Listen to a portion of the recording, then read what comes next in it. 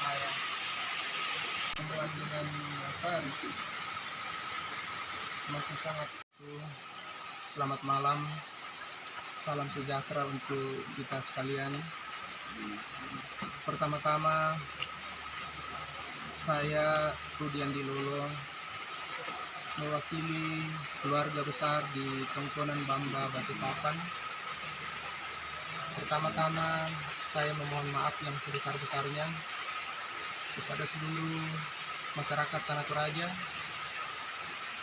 pemerintah Kabupaten Tanah Toraja atas kejadian kerumunan yang terjadi di rumah kami berkaitan dengan rangkaian kegiatan adat orang tua kami, Mak Batang.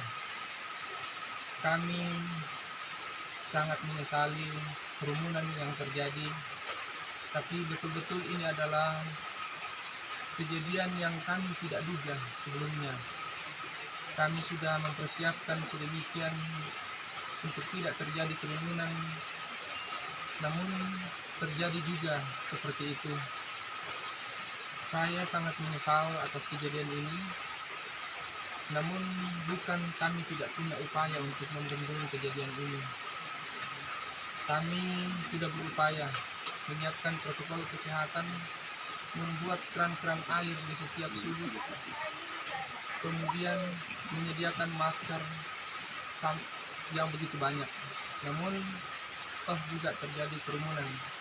Hal inilah yang membuat saya sebagai mewakili keluarga merasa resah dengan keadaan tersebut, dan saya mengambil keputusan untuk melakukan pembubaran pada hari itu juga, dan tidak ada kegiatan hari berikutnya sehubungan dengan bulangan londong yang terjadi di tempat kami.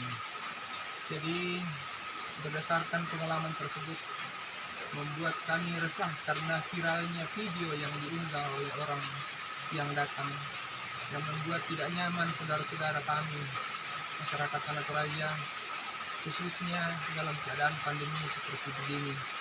Jadi itu yang saya bisa sampaikan kepada kita semua, bahwa mewakili keluarga di tempat ini, saya memohon maaf yang sebesar-besarnya. Semoga kejadian ini merupakan yang pertama dan terakhir dalam keluarga kami. Ini yang saya bisa sampaikan. Saya mohon maaf kepada kita semua. Terima kasih.